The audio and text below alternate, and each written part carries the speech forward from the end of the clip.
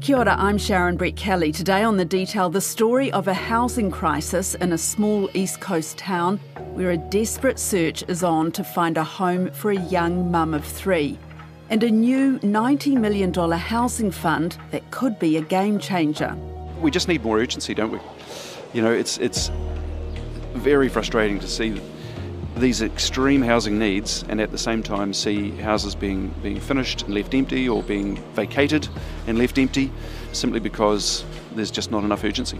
That's Roy Thompson, and we'll hear more details about his plans. First though to Ōpōtiki, where 6 brand new Kāinga Ora houses have sat empty for 2 months, and that's not unusual. But just down the road, Magnolia Court Motel is evicting emergency housing tenants, and many of them have nowhere to go. Enid Ratahi-Pryor is Chief Executive of Ngāti Awa Social and Health Services, which is trying to find them new homes. Whānau were given their notices over a week ago now, so nothing has changed. Whānau are still having to be relocated into other accommodation.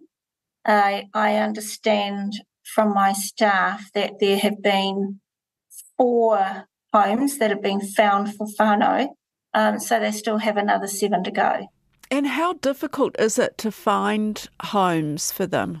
There are no homes here, there are no houses available, and what exasperates the whole situation is the fact that you've actually got not only the vulnerable, those who are not working, those with families who are also not working. But what exasperates the situation is that we've also got working families looking for accommodation. So these are families who obviously don't own their own home, who are having to rent.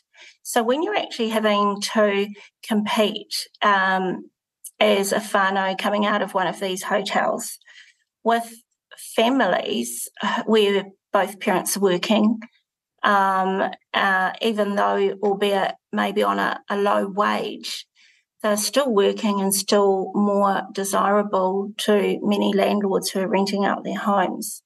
So not only do we have a housing situation here where there simply are no houses, but it's such a competitive market. Why are there no houses in Ōpōtiki? And I know that that's representative of the rest of the region, but what's going on there?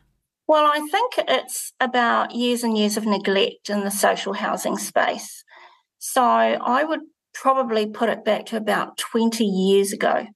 There was a housing shortage then, particularly in social housing, and we have just never had the houses built to meet the demand 20 years ago.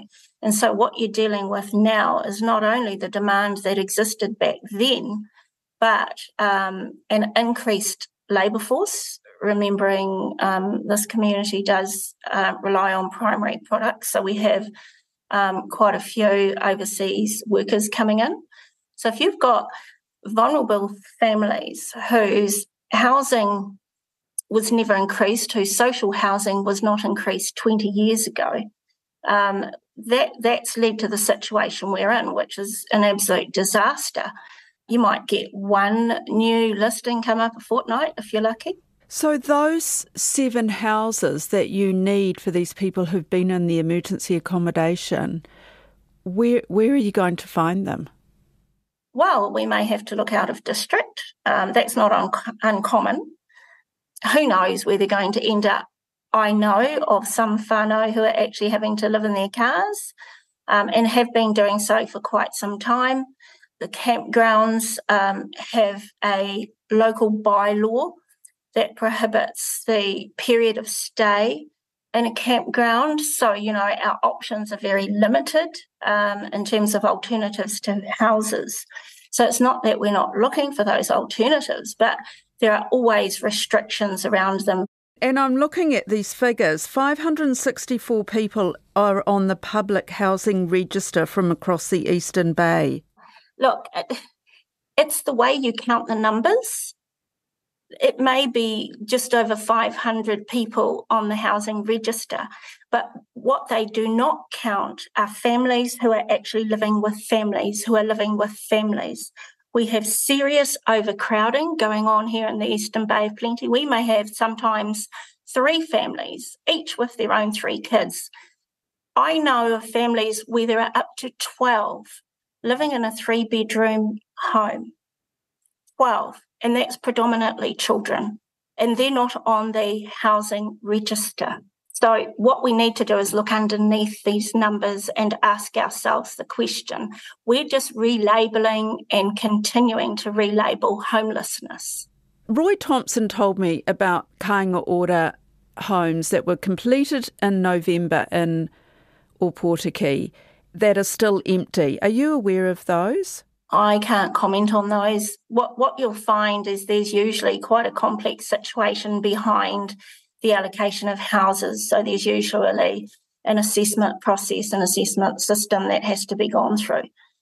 So while they look empty, quite often there's a process that's actually ongoing behind the scenes. I think that we could be a lot sharper and a lot faster in the way that we're allocating these homes. So, it doesn't surprise me. Kāinga Ora says the 6 4-bedroom homes were ready mid-December and 1 family has moved in. It expects to sign 3 more whānau this week, and it's matching the last 2 homes with suitable families. That's not good enough for Roy Thompson, who was in Opotiki a couple of weeks ago. It's situations like this one that have inspired the fund. Tell me about this new fund. What are you calling it for a start? So the fund is called the Bay of Plenty Housing Equity Fund. Not very imaginative, but quite descriptive. What is it? Well, it's basically addressing, the same sort of problem that you have everywhere around New Zealand and in many places overseas, that, there's lots of people doing good things out there in the housing space, and I'm talking the affordable housing space. But, a lot of organisations don't have sufficient capital to get their housing projects off the ground. So this fund is all about addressing that problem by taking partnerships with community-based housing organisations to help them get things done, really. There's already these kind of schemes out there. I mean, what makes this one different? Most of the schemes that are out there are debt-based, so they're lending schemes. The clue to this fund is in the name, the Housing Equity Fund. So this is all about not only addressing the sort of the social equity issue, but actually providing equity to housing providers, which means taking joint venture approaches as an example, say a community housing provider or an iwi or even councils. Maybe they've got some land, maybe they've got a little bit of capital, but they don't have sufficient to actually just crack on. And who are the different partners in this fund? So that's Bay Trust, Rotorua Trust, Trust Horizon out of Whakatane, TECT, and Tauranga City Council. And yourselves? So ourselves, New Ground Capital and Bright Light, have been appointed by those 5 founder shareholders as co-manager of the fund. They each put in a certain amount of money? So the 45 million is equity that they're putting in, and then we'll raise some debt on top of that, so that'll make the full total of 90. And what do you, as the manager, what do you then do? So we're already out roaming around the Bay of Plenty, talking to a wide variety of organisations, community housing providers, different iwi, different councils and other community-based housing organisations, having discussions around ways that we can help them, and we've already got projects moving along. Can you give me an example? Yeah, so we're talking to a community housing provider based in Tauranga who has some land, and they want to build accessible housing units for elder citizens on that land. They don't have the free capital to actually do the development work, nor do they have the development expertise. So we're able to come in, take a partnership approach with them, provide the equity capital they need to build the actual units on the land, and provide development expertise at the same time. Is it going to be a mix of, houses that you'll sell to anybody and then more sort of community-based housing, or how's it going to work? How would it work? Yeah, so we can do a broad range of housing. So we can do papakainga housing on whenua Māori. We can do emergency housing if that's appropriate, affordable rentals, open market rentals, elder citizen housing, you name it. So they'll come to you, and an organisation or an iwi, yes, for example, correct, will come to you and say, we've got this land, we have a plan to build some housing on it. Yes. Can you help us? Can you provide the funding? Correct. Yep. And then we have to look. Our job then is to look at two aspects. We have a relatively modest financial target that we need to return on the capital to the founder shareholders. But Which then we is? have CPI plus 4%. Once CPI comes back down to the Reserve Bank's target range, certainly well below what a normal commercial return would be on this. 6.5%, 7%. Around about that. Yeah. Yep. At a very high level, our task is to contribute new housing into the market that's affordable and targeted at those people most in need. It's a game changer. Well, I think it's a game changer in a number of different ways. The first and probably the most important way is it's true collaboration. And it's something that I think we don't do that often or particularly well in New Zealand, strangely. Here you've got 5 organisations that have come together around this common concern, and they're pooling their capital, and that's a really powerful thing. And people might say, 45 million equity, even with the debt up to 90 million, it's not going to go that far. But actually that's just the starting point, and it will take us quite a while to deploy that amount of capital. Housing doesn't get built quickly, as we know. And we're already in discussions with other parties, other investment organisations who are going to join the fund from outside the Bay of Plenty, which is pretty exciting. So over time, we'll be able to add more capital in there and really scale that thing up. We've also been approached already by other councils around the country who are aware of the model, looking at it closely and pretty excited about it for their own areas. And we really hope that this does become a template for other regions around New Zealand.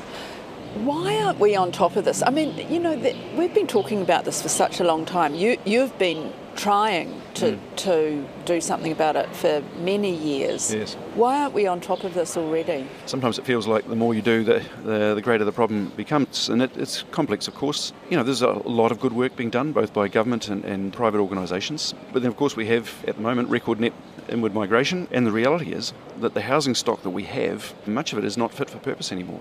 Elder housing that pretty much every council has, a lot of it is well past its use-by date, in need of replacement, but there's never enough capital. Here in Auckland, 50% of the people living here rent. A huge number of them are renting old, tired, unhealthy homes.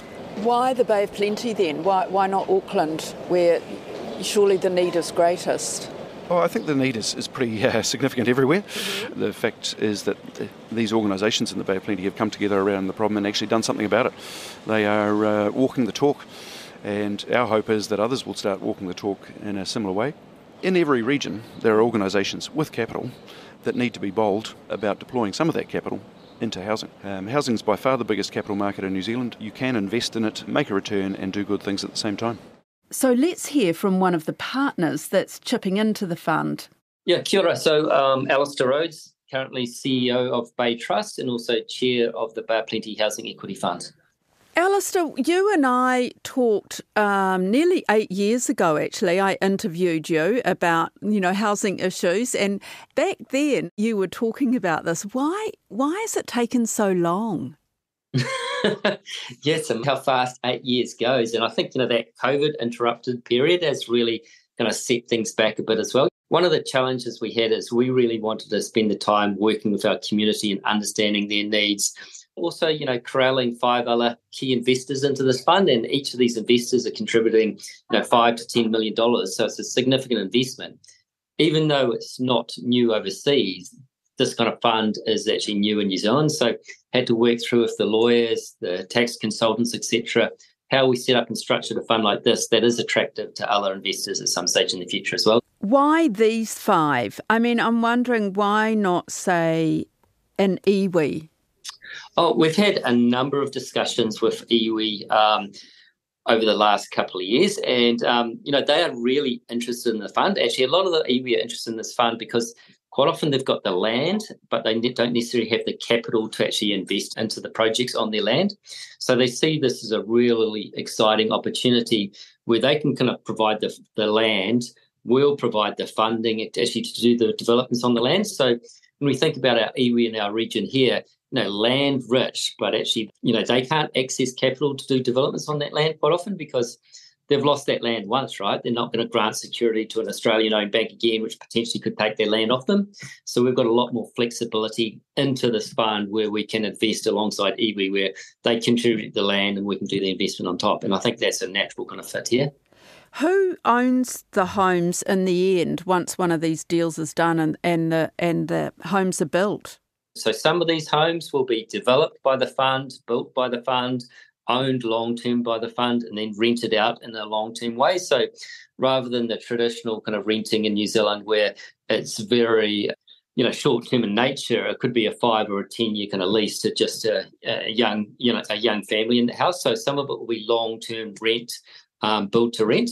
Some of it will be build to own. So some of those properties would actually be built by this fund and just kind of sold off.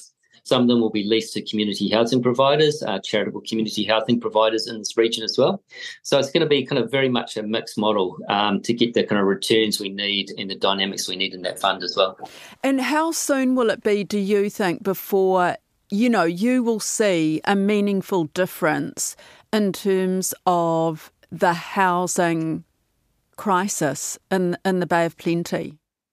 Well, I think the housing crisis has taken us 50 years to get into this kind of space, and it's going to take decades to really get out of it. I'd like to see that this fund is 3 to 5 times its size in about 5 years' time, and that's when we can start making the kind of material difference. For me, if this fund still sits at $100 million fund size in 3 to 5 years' time, it actually hasn't been successful because that's not going to make a meaningful difference. It needs to be set up and structured so that other people, other investors can look at what we've achieved and saying, yep, you're achieving a good commercial rate of return. You're achieving a really good positive community impact. We want to invest into this fund as well. But we'd expect in the next three years to deploy $100 million of investments in this region, which will obviously make a massive difference for those people in those houses as well. Tauranga City Council is involved in this, but not the government. Is that deliberate? Yeah, obviously very keen to work closely together with the government, but we deliberately wanted to build a fund that wasn't dependent on governments. Governments have a habit of changing their priorities and policies every 3 years. So we wanted to develop a fund that wasn't beholden to kind of the government. If they wanted to invest through ACC or NZ Super into this fund, we'd be very happy to kind of enter those kind of investment deals. But we didn't want to just specifically have a fund that the government was a large shareholder in, because that's to some extent kind of constraining as well. And I think the real difference between our model and the KO kind of government model is all the founding shareholders are really embedded into their community. So like ourselves at Bay Trust, but Rotorua Trust, TECT and Tauranga, Trust Horizon and Eastern Bay of Plenty, we know and understand our communities. We're going to be here for 50, 100, 1,000 years ourselves. So we don't want to have, build 20 of exactly the same type of properties in this development. We want mixed tenure, mixed typology, and actually building kind of communities. And I think that's what this fund provides a solution for. So how does it appeal to the housing providers? Well, Enid Ratahi-Pryor of Ngāti Awa Social and Health Services has her doubts. Well, it depends on where they're raising the money. If this is, private equity, you can guarantee the investors are always going to get their money back somewhere. I don't know the details. That's why we're meeting with Roy next week.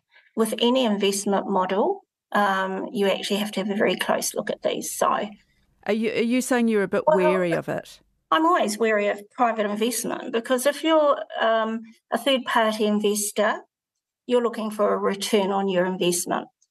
If you are not going to earn more money than what is currently available with other investment mechanisms, then why would you look at this particular one?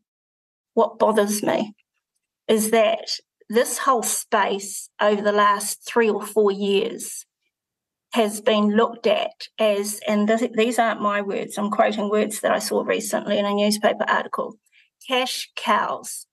Now, I find that abhorrent that people should be taking advantage of vulnerable families and the housing situation that exists not only here in the Eastern Bay of Plenty, but the rest of the country.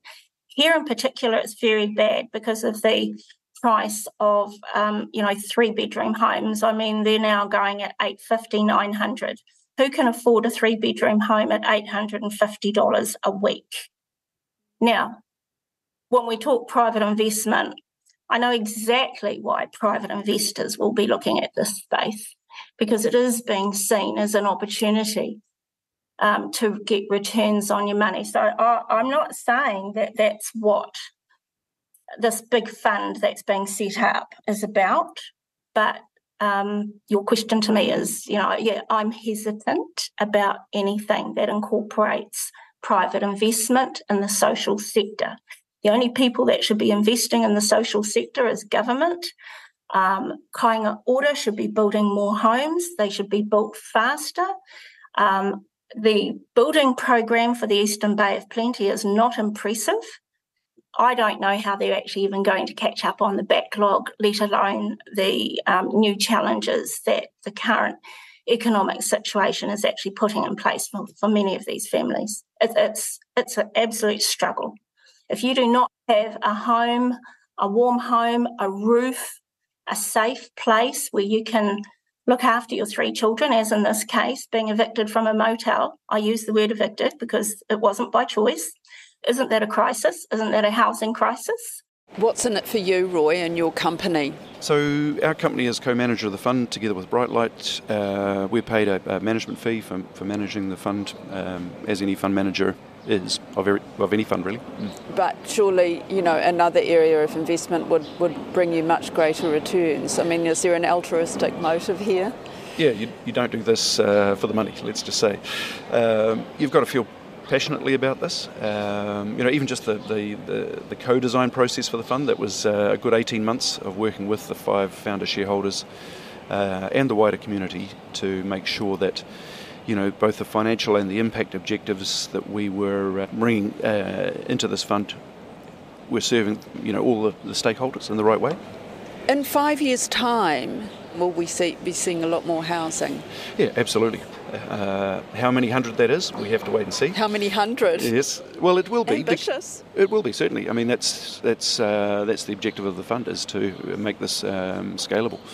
And taking a partnership approach, of course, allows us to scale it even more. So, the 90-odd million that we're starting off with, which will grow as other investors join, is only part of the capital that will deliver these houses, because we're taking this partnership approach.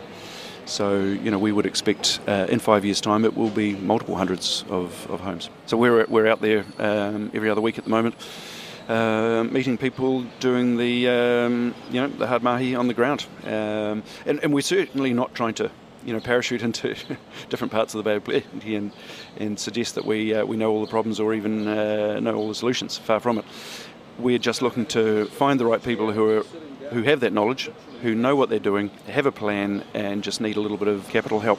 If you look at some of the big challenges facing New Zealand at the moment, whether it's cost of living, whether it's mental health, whether it's kids and education, if you really drill underneath what's driving a lot of those, it's a lack of safe, affordable and a secure accommodation and housing. And so if we can resolve a lot of that housing and give those people that safe, secure, affordable housing, it's going to resolve a lot of those downstream impacts that, the government and the community are spending millions and millions of dollars cleaning up the impact of not having enough and the right type of suitable housing in New Zealand. So our focus is not, at the bottom of the cliff, it's actually to, try and fix some of the system change we need at the top of the cliff. That's it for today. The Detail is supported by RNZ and NZ On Air. This episode was engineered by William Saunders and produced by Gwen McClure. Thanks to Ina Ratahi-Pryor, Roy Thompson and Alistair Rhodes. I'm Sharon Brett-Kelly. Mā te wā.